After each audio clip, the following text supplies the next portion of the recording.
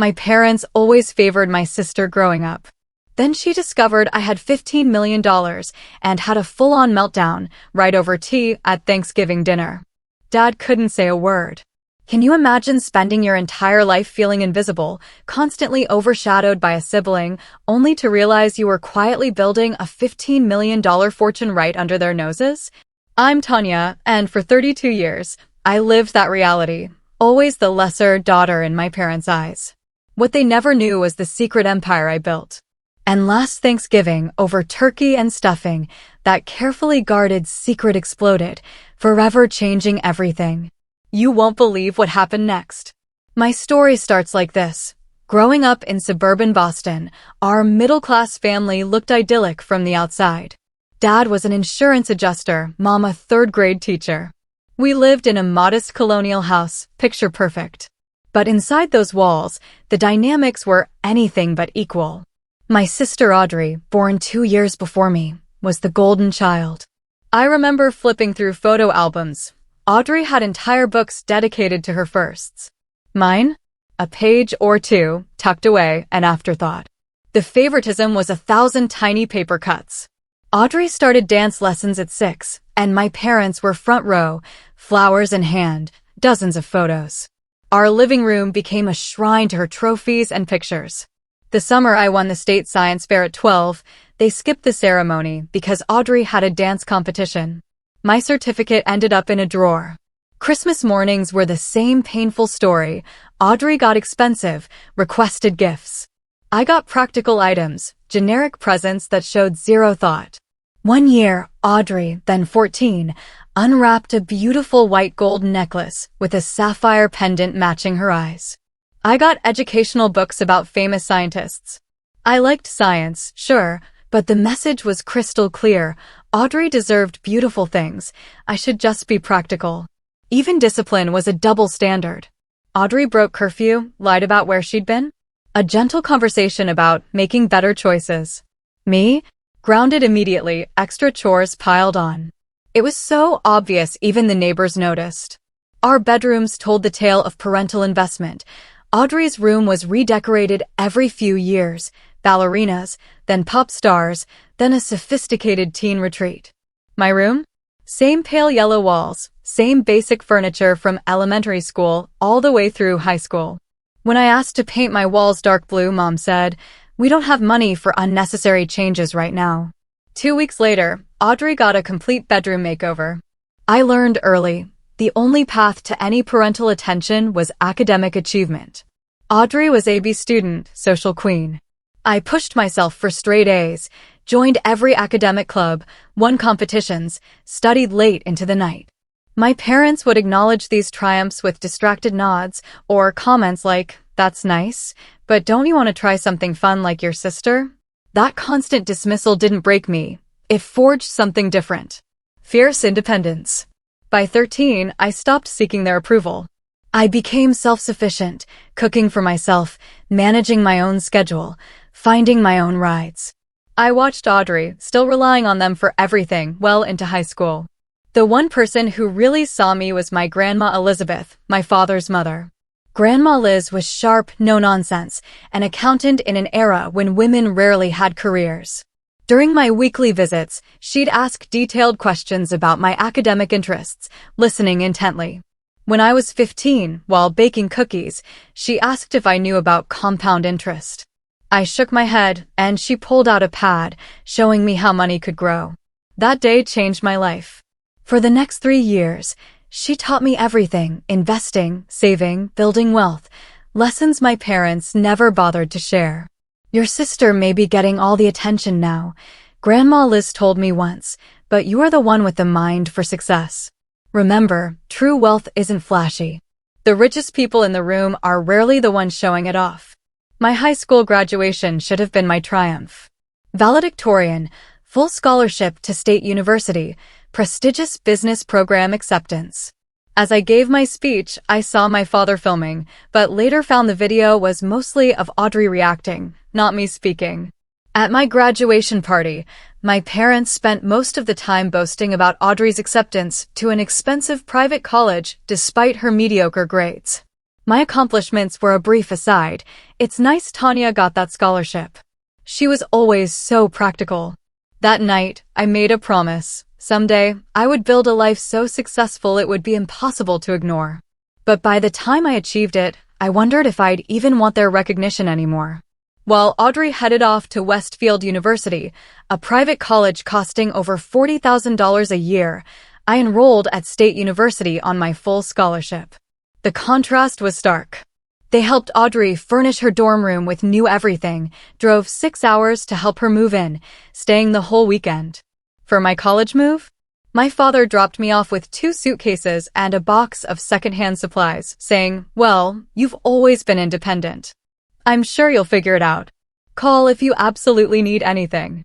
He was back in the car within 20 minutes, rushing home to prepare a care package for Audrey, who'd been at college for just 2 weeks and was already homesick. When I called home that first semester, my parents always seemed distracted, eager to tell me about Audrey's social life. When I mentioned my 4.0 GPA after midterms, my mom simply said, "That's nice, honey. Did I tell you Audrey got invited to join the best sorority on campus?" Financial disparities intensified. They contributed nothing to my education, reminding me I had a scholarship. Meanwhile, they paid Audrey's full tuition and gave her a monthly allowance. I worked 3 jobs, campus coffee shop, library, tutoring, to cover my living expenses. Despite the packed schedule, I maintained perfect grades and started to shine in my business classes. Sophomore year, Professor Lambert, my financial analysis teacher, asked me to stay after class. "Miss Warren," he said, "I've been teaching for 25 years, and I rarely see this kind of aptitude for financial markets. Have you considered where you want to take this talent?" That conversation was a turning point. Professor Lambert became the mentor I desperately needed, introducing me to industry contacts, recommending me for competitive internships.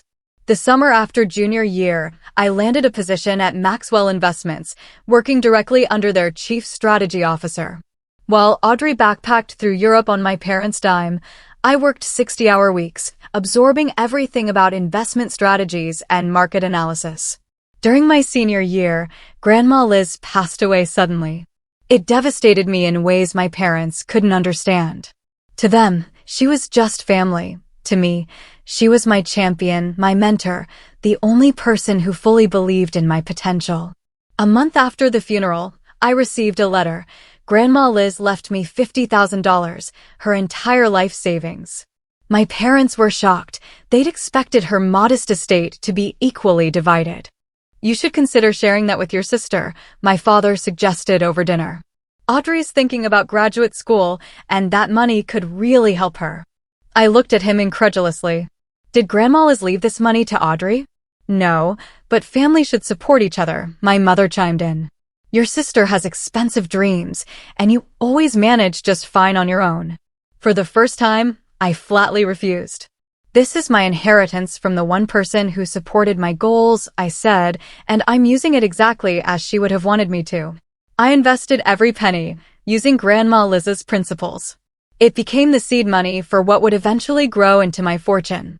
After graduation, I accepted a position at Blackstone Financial in their emerging markets division.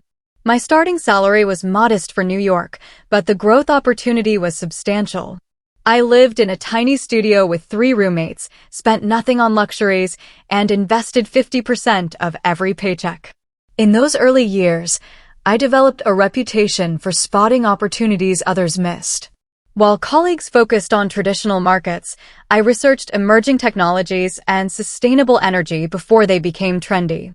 By 26, I had saved enough for a calculated risk. I left Blackstone and started my own investment firm, TWW Strategic Partners. The name was intentionally neutral, not broadcasting a young woman was at the helm.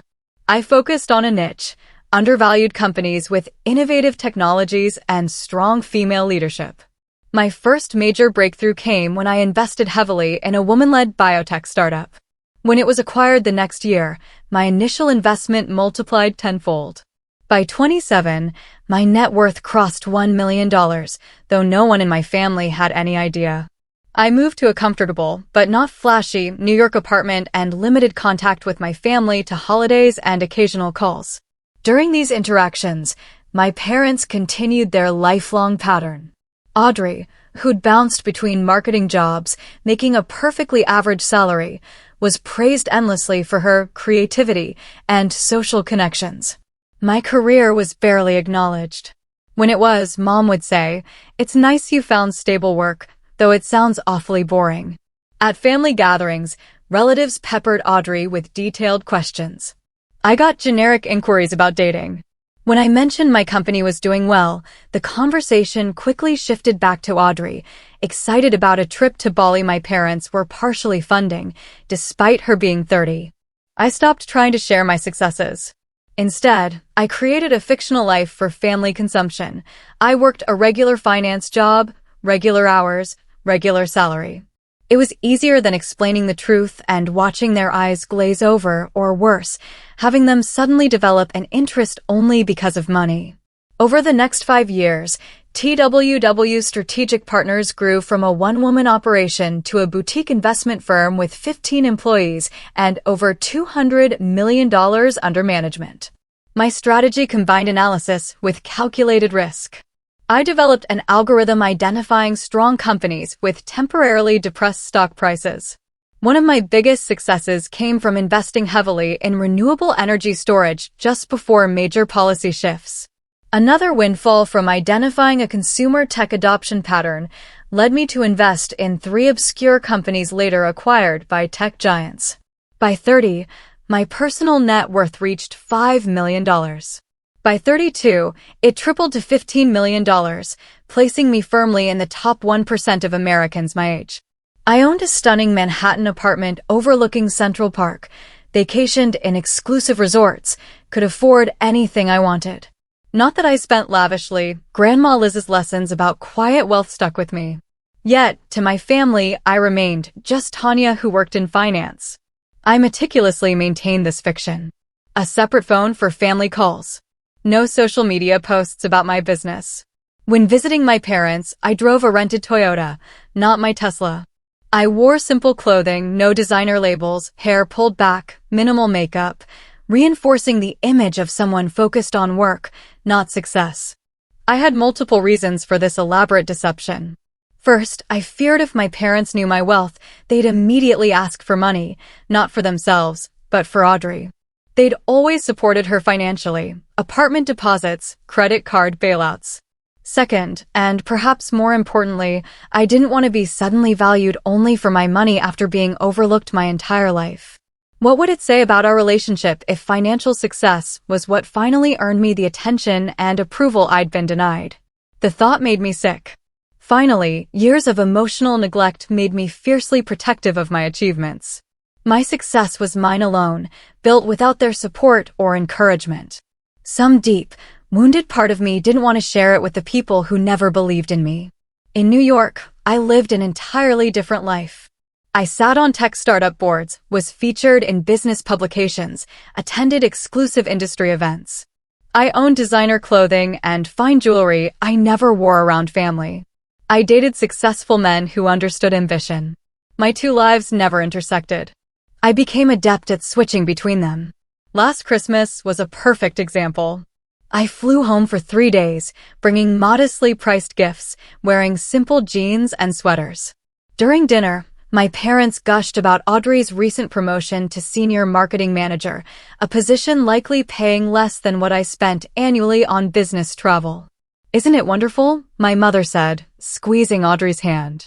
"And they gave her a $5,000 bonus." I nodded and smiled, not mentioning I donated 50 times that amount to a girls' coding initiative the week before. When my father asked about my work, I gave a deliberately vague answer about projects going well, which prompted him to say, "Well, as long as you're stable, that's what matters." Not everyone needs to climb the corporate ladder. I'd become so accustomed to it, it rarely bothered me anymore. Or so I told myself. But that changed when I met Michael, a successful architect with his own firm. Michael saw through my carefully constructed walls from our first date. After 3 months, he asked the question no one had bothered to ask before. Why do you downplay your success around your family? It caught me off guard. We were having dinner at my apartment. I'd just finished a phone call with my mother where I'd deflected questions about my job with intentionally boring responses. I don't downplay it, I said automatically.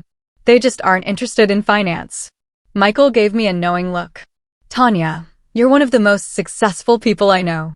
You manage hundreds of millions in assets. You've been profiled in Forbes, yet you just told your mother you had a normal day at the office checking spreadsheets. When I didn't respond, he continued more gently, I'm not judging you. I'm just curious about why you hide such a huge part of yourself from them.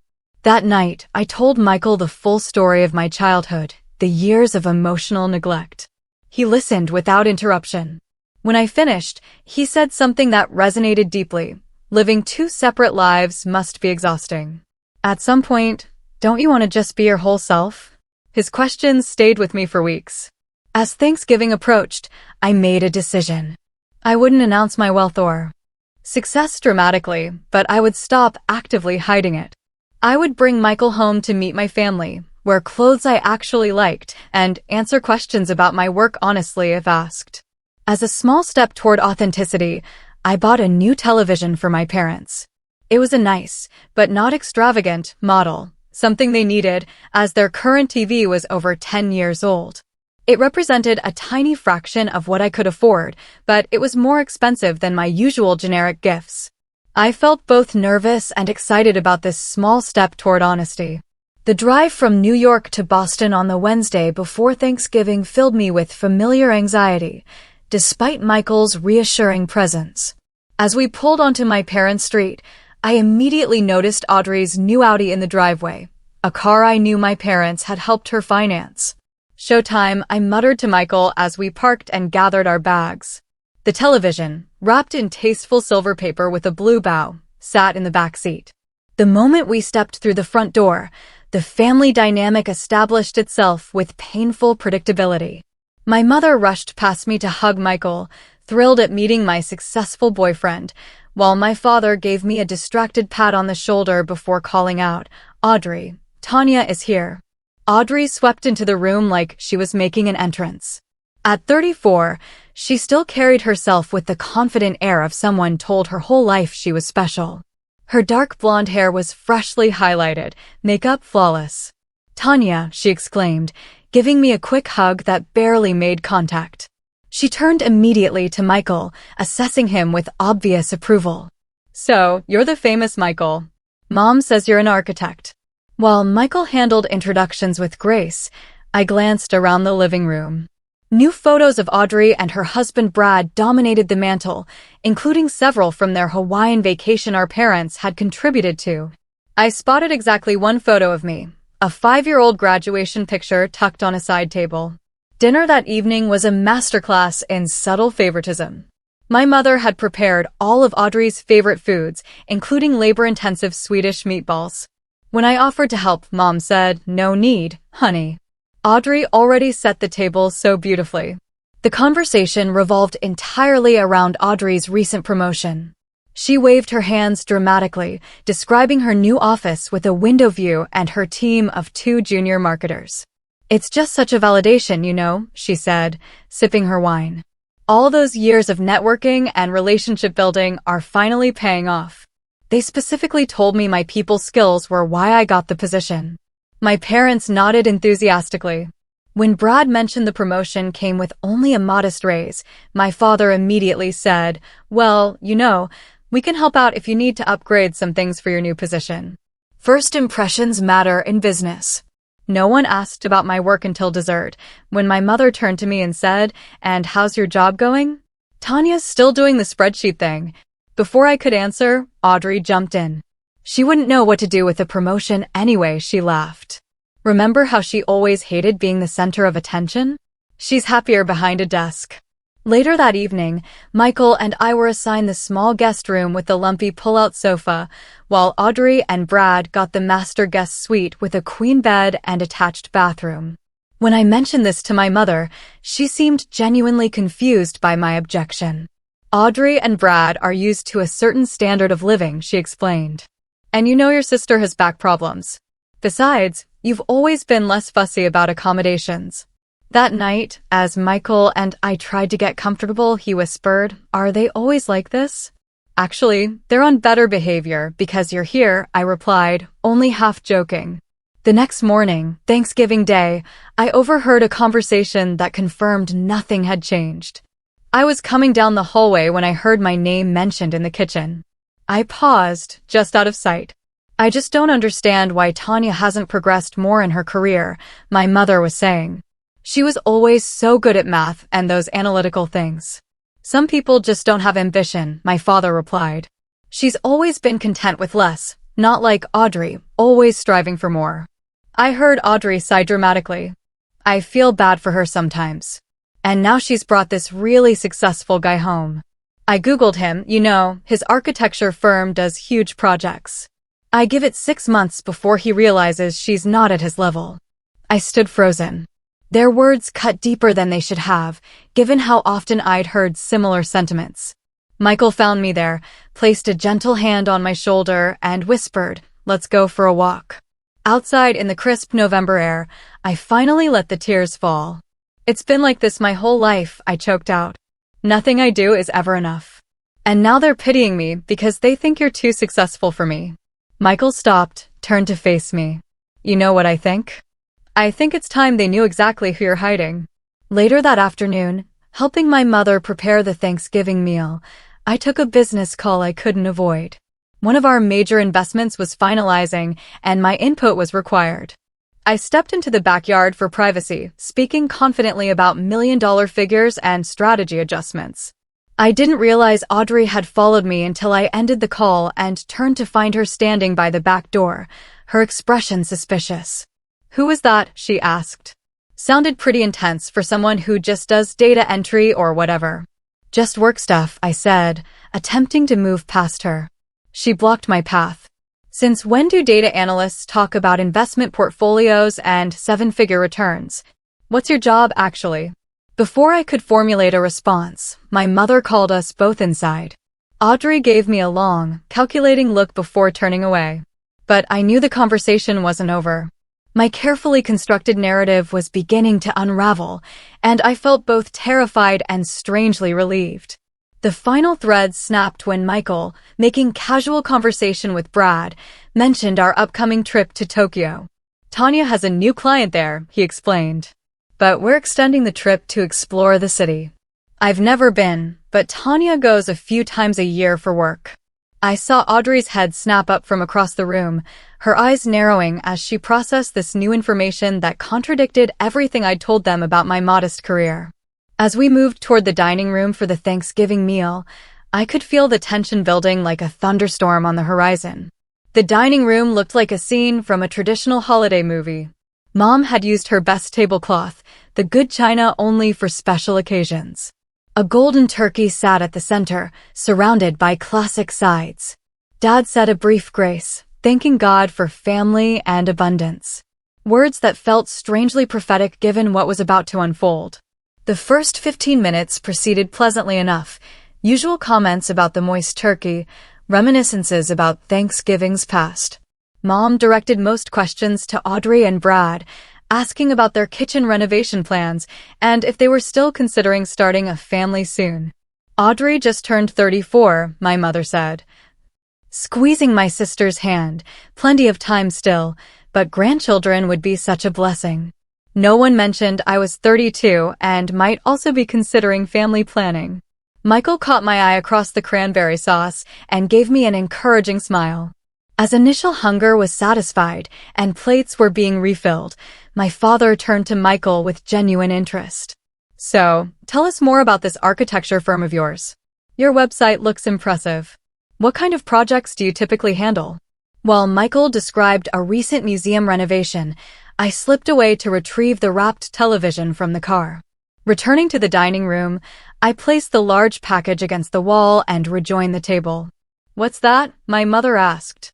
"Just a little something for you and Dad," I said, trying to sound casual.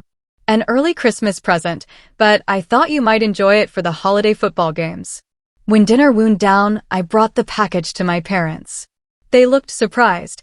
My gifts were usually small, practical items under $50. My father tore away the wrapping paper to reveal a 55-inch smart television. Not the most expensive model, but a significant upgrade. His eyebrows shot up as he read the specifications. "Tanya, this is too much," my mother said, looking confused. "This must have cost a fortune." "It was on sale," I lied instinctively, then caught myself. "Actually, it wasn't. I wanted to get you something nice." "How can you afford something like this?" my father asked, his tone somewhere between concerned and suspicious. "These are over $1,000. "I do all right at work," I said carefully. Audrey, who had been examining the box with narrowed eyes, pulled out her phone. The model number was visible, and I realized with a sinking feeling what she was doing. $1,500, she announced after a quick search. "Tanya, that's more than a month's rent for some people. Since when can you afford gifts like this on a mid-level analyst salary?" I felt Michael's hand on my knee under the table, a silent show of support. Taking a deep breath, I decided to wade into the truth, testing the waters. "I've actually been doing very well at work," I began. "My company has expanded significantly over the past few years, and I'm in a leadership position now." "Leadership?" Audrey snorted. "Last Christmas, you told us you were still doing the same job you'd started with." I simplified things, I admitted. "The truth is, I own my own investment firm. We're quite successful." A confused silence fell over the table. My father stared at me as if I'd started speaking a foreign language. My mother looked to Audrey, seeking her interpretation. "What are you talking about?" Audrey demanded. "You've never mentioned owning a company." While this uncomfortable conversation was unfolding, Audrey's thumbs were busy on her phone. I realized she was Googling me. And unlike previous years, I had made no effort to ask professional publications to use my middle name or avoid photographs in recent profiles. The color drained from Audrey's face as she stared at her screen. Then, in a sudden movement that made everyone jump, she slammed her phone down on the table and stood up. "Tanya Warren, CEO of TWW Strategic Partners," she read from her screen, her voice rising with each word. "A boutique investment firm managing over $200 million in assets, featured in Forbes 30 Under 30 Finance Edition, named one of New York's most influential women in business last year." She looked up from her phone, her face contorted with disbelief and growing rage. "All these years, you've been what?" "Secretly rich while we've been struggling to make mortgage payments, and I had to beg Mom and Dad for help with our car loan." I remained calm, though my heart was pounding. "It's not a secret, exactly. It's just not something I discussed with family." "Not something you discussed?" Audrey was nearly screaming now. "You let us think you were some ordinary office worker while you're apparently worth." She glanced back at her phone, and her eyes widened further. "Oh my God. $15 million. The dining room went completely silent. My father sat frozen, his fork suspended halfway to his mouth, utterly speechless. My mother made a small choking sound, reaching for her water glass with a trembling hand. $15 million, Audrey repeated, her voice now a dangerous whisper. "All these years, Mom and Dad have been helping me while you sat on a fortune. How selfish can you possibly be?" The unfairness of this accusation finally broke through my composed exterior. "Selfish," I responded, my voice level but intense. "I've been selfish?" "Yes, selfish." Audrey was in full meltdown now, pacing beside the table. "Do you know what we could have done with that money? Brad and I have wanted to buy a house for years. Mom and Dad had to dip into their retirement to help us with basic expenses, and you're just hoarding millions." My parents were still shell-shocked, unable to intervene as their golden child continued her tirade. "How much exactly do you have?" Audrey demanded. "Is it really $15 million? And you've never once offered to help your family? What kind of person does that make you?" Michael started to speak, but I placed my hand on his arm. This was my battle. "What kind of person does that make me?" I repeated, rising slowly to my feet. "Let me tell you exactly what kind of person I am, Audrey. I'm the kind of person who has overlooked her entire life by her own family. I'm the daughter whose academic achievements were ignored while your dance recitals were treated like Broadway productions. I am the sister who got used clothes while you got designer labels, who got educational books for Christmas while you got jewelry. I turned to my parents, whose expressions had shifted from shock to a dawning, uncomfortable realization. I'm the daughter who worked 3 jobs in college while you paid Audrey's full tuition and gave her spending money, I continued. I'm the child whose graduation speech you barely watched because you were too busy filming Audrey's reactions. I am the person who built a multi-million-dollar company from scratch with no support, no encouragement, and not a single word of pride from either of you. Brad was staring at his plate, clearly mortified. My mother had tears streaming down her face. My father still hadn't spoken, his mouth slightly open as if the words were stuck. And now, I said, my voice steady despite the emotion coursing through me, now that you've discovered I have money, suddenly I'm interesting. Suddenly I'm important enough to acknowledge. What does that say about our family? Audrey seemed momentarily stunned by my response, but quickly recovered. This isn't about childhood petty jealousy, Tanya, she snapped. This is about basic family obligation. You owe us. I don't owe anyone anything, I replied. The money I have, I earned through my own hard work and strategic decisions.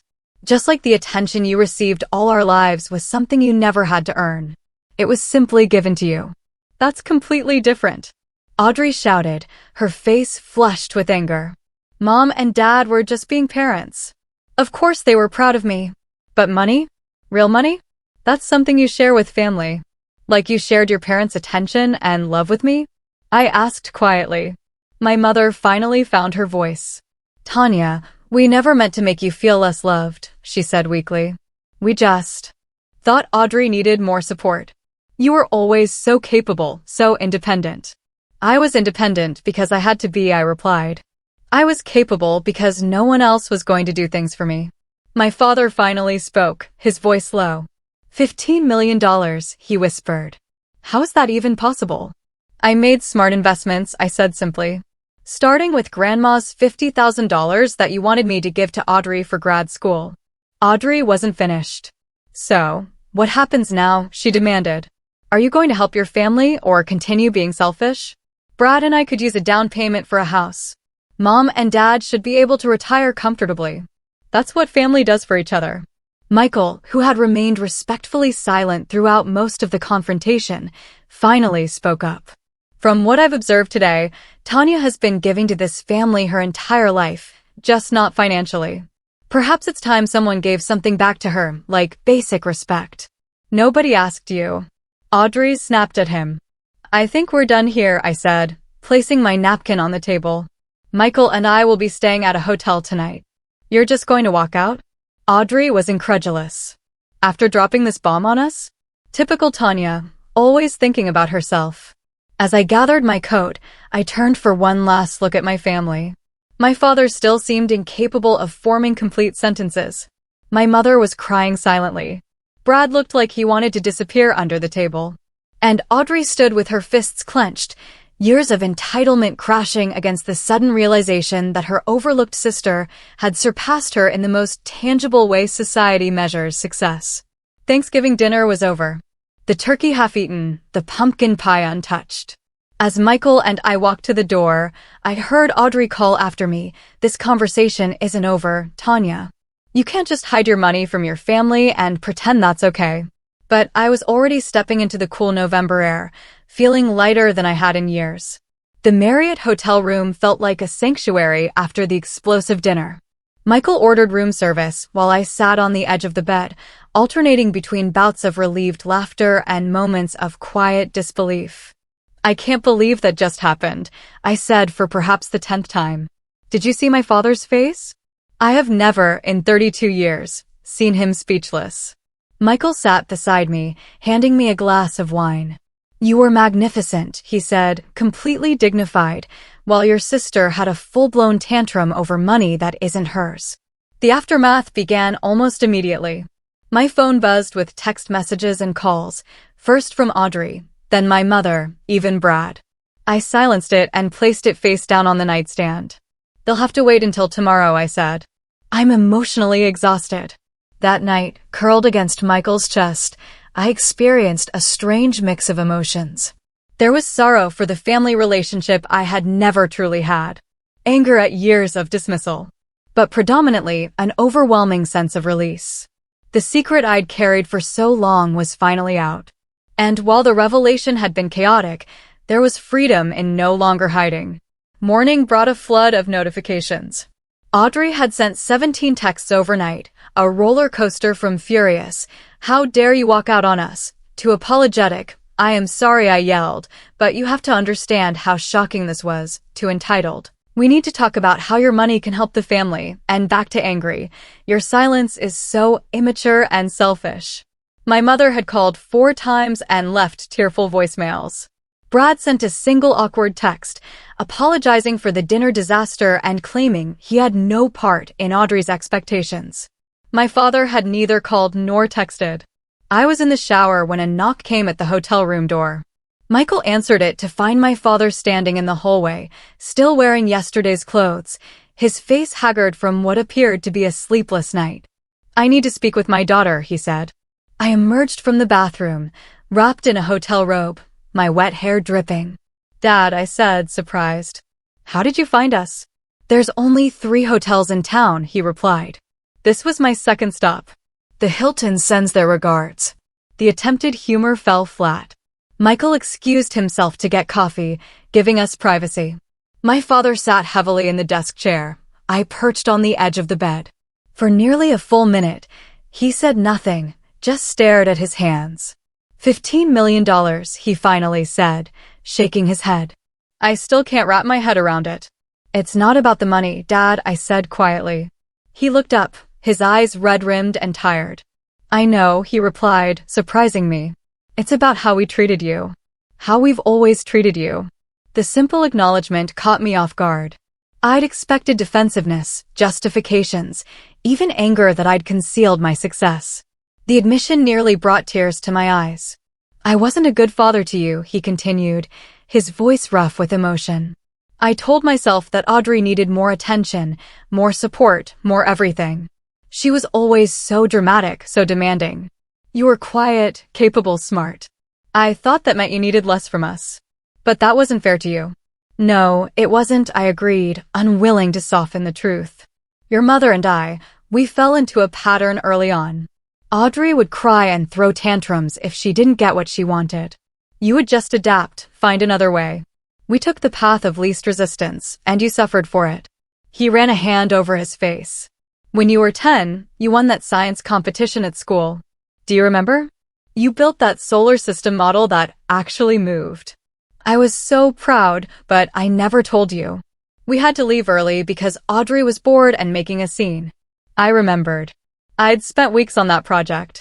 I won first place, but my family had already left when they called my name. "There's been 1,000 moments like that," I said. 1,000 times when my achievements were brushed aside while Audrey's mediocrity was celebrated. He winced, but didn't argue. "You're right. And now you've become more successful than we could have imagined, and we missed it. We missed your whole journey." "Would it have mattered if I wasn't successful?" I asked.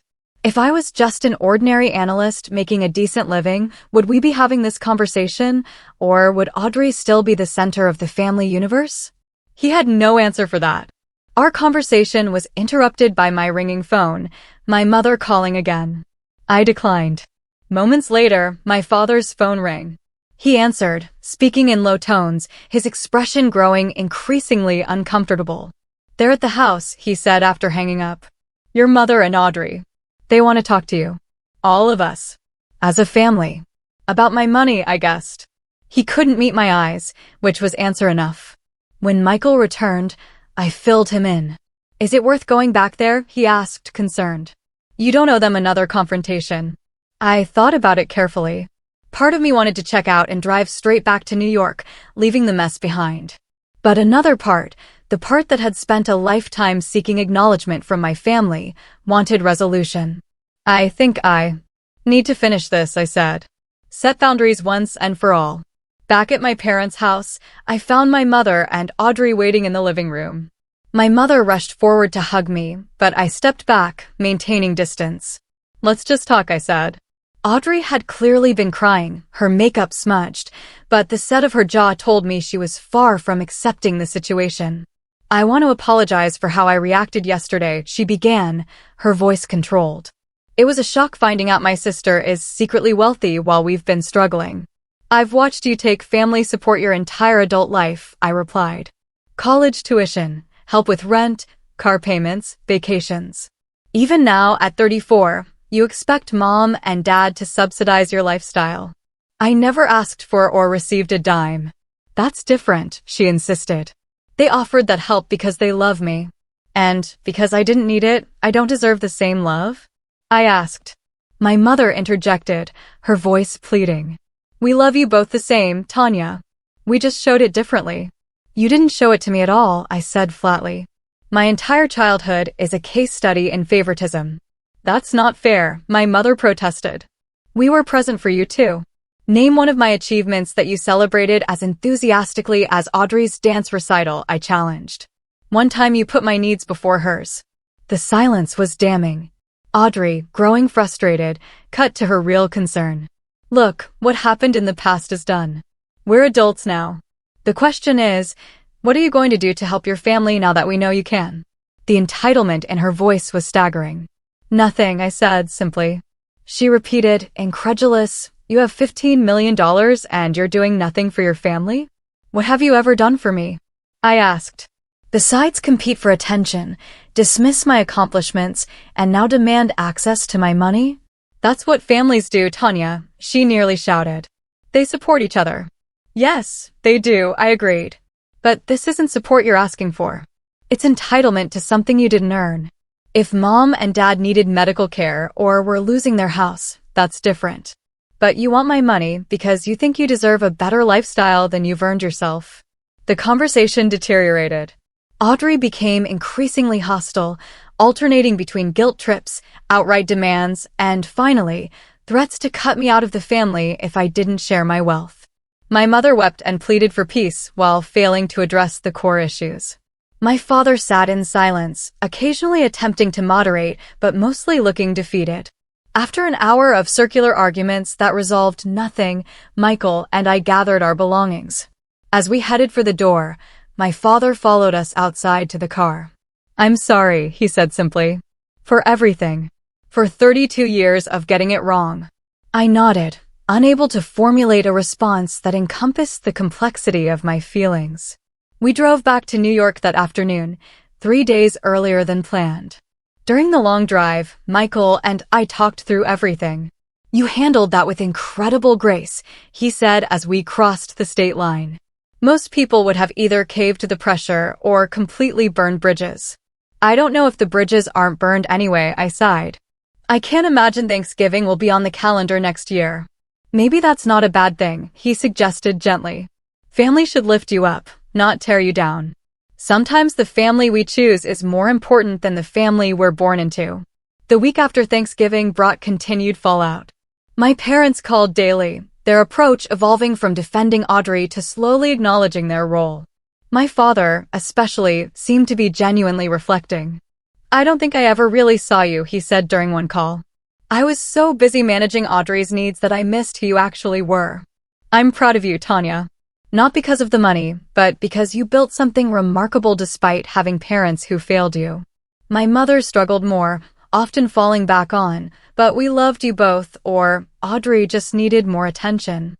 Still, I sensed a gradual shift, small cracks in the narrative she'd maintained for decades. Audrey took a different approach.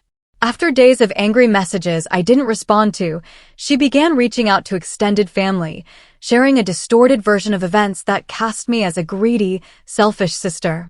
Cousins and aunts I barely spoke to started sending messages. "I've never asked you for money before," wrote my cousin Stephanie, whom I hadn't seen in 5 years, "but my son really wants to go to soccer camp this summer. And since you're obviously loaded." I deleted the messages without responding. The people who actually knew me understood. The ones who only reached out when money was involved confirmed exactly why I'd kept my success private for so long. 6 months after the Thanksgiving meltdown, spring brought new growth. The immediate aftermath had been painful, but the enforced honesty ultimately created space for healing. I began seeing Dr. Elizabeth Harrison, a therapist specializing in family trauma, who helped me process the complex emotions. Your success triggered a family system that was built on specific roles, she explained. You were assigned the self-sufficient, overlooked child. Audrey was the needy, celebrated child. Your parents focused their resources where they perceived the greatest need. When you revealed your success, you shattered those roles, and the entire family system destabilized. Through therapy, I understood that while I couldn't change my past, I could set clear boundaries. I drafted an email to my entire family. I would not discuss my finances. I would not fund Audrey's lifestyle. I would only participate in family gatherings where my achievements and personhood were respected equally to my sisters. The response varied dramatically. Audrey essentially cut contact, sending a final, scathing message accusing me of destroying the family. I blocked her number that day, a decision that brought immediate relief. My relationship with my parents evolved into something more limited, but also more honest. We spoke every few weeks, carefully avoiding trigger topics. My father made genuine efforts to show interest in my life, asking thoughtful questions. I truly didn't understand what you were building, he told me during one call. I just assumed when you said finance, you meant some entry-level position pushing papers. I'm sorry I never asked for details. My mother found adjustment harder, often bringing up Audrey, lamenting the rift, and occasionally suggesting a financial gift from me might heal the relationship. Mom, I said firmly, my relationship with Audrey was broken long before money entered the picture. I'm not using my resources to buy a fake sisterhood. After careful consideration, I did make one financial decision regarding my family. I established an educational trust fund for Audrey's children, my niece and nephew, to cover their college expenses. It was structured so the money could only be used for education, no possibility of Audrey accessing it. When I told my parents, my father expressed genuine gratitude. That's incredibly generous, Tanya, especially given everything that's happened. I love those kids, I replied simply. Their future shouldn't be limited by adult conflicts. My relationship with Michael deepened. He had seen me at my most vulnerable and most powerful, witnessing both the wounds of my childhood and the strength that developed in response. 6 months after Thanksgiving, he proposed during a weekend trip, presenting a vintage emerald ring. Do you think we'll have kids someday? He asked as we lay in bed that night. I think so, I replied, surprised by how much I wanted that future with him. But we'll do better than my parents did. We'll love each child for exactly who they are, not who needs us most. In many ways, the most profound healing came through building what Michael called my chosen family. My close friends, particularly those who'd known about my success all along, provided unconditional support I never found at home. We celebrated holidays, created new traditions, built connections based on mutual respect rather than obligation or history.